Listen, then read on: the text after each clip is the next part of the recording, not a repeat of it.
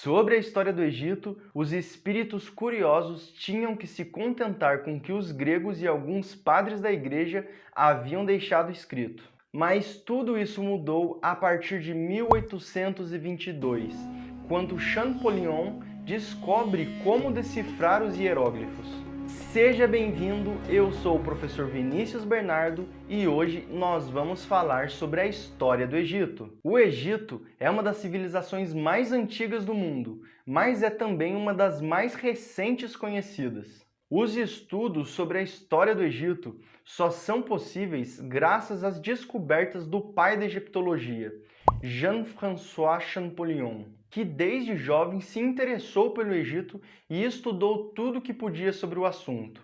A sua formação clássica lhe permitia consultar obras em grego e em latim.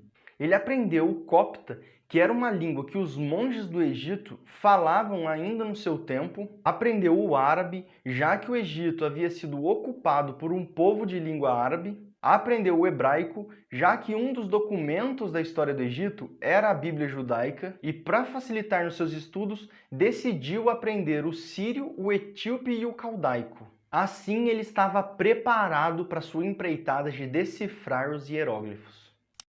Mas antes de 1822, que é quando Champollion descobre como decifrar os hieróglifos, houve um outro fator importante que contribuiu para a compreensão da história do Egito: as chamadas Aventuras Napoleônicas em 1798, que teve como uma de suas consequências o olhar dos espíritos curiosos da época voltados para o Oriente Próximo egípcio. Nessa expedição, um oficial de Napoleão descobriu no delta do Egito um bloco de pedras de basalto negro em que estava gravado um texto em 3 escritas diferentes.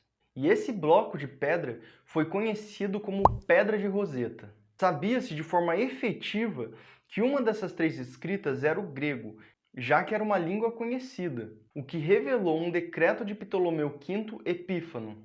Uma tinha semelhanças com o árabe e que deveria ser o demótico, e a outra era constituída por sinais idênticos aos dos monumentos egípcios da época.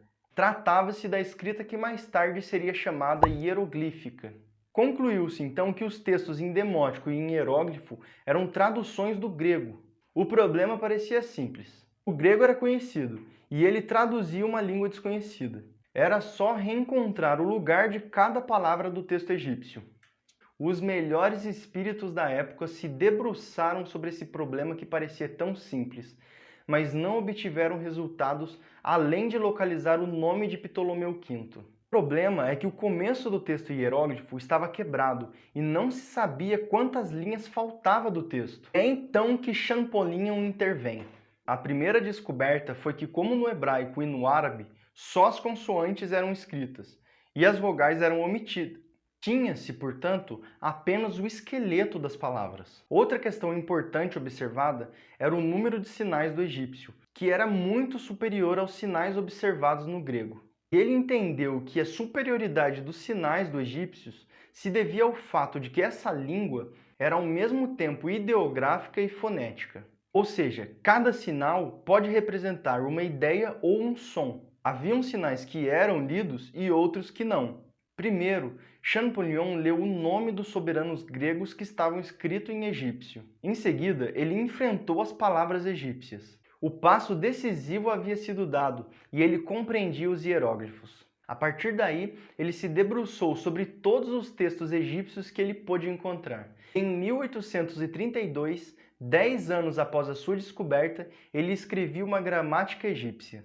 A descoberta de Jean-François revolucionou a história do Egito, porque agora os próprios documentos egípcios podem ser lidos. Com as bases estabelecidas por Champollion, estava tudo pronto para que a ciência da história do Egito se construísse, a egiptologia. É claro que tudo isso é uma simplificação do trabalho realizado por Champollion, que foi muito mais complexo.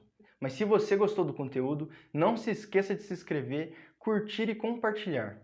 Ah, e sobre uma outra pedra muito importante para a história do Egito, já temos um vídeo analisando a palheta de Narmé, que foi o primeiro faraó da história do Egito. Eu vou deixar o link na descrição do vídeo. Muito obrigado a todos!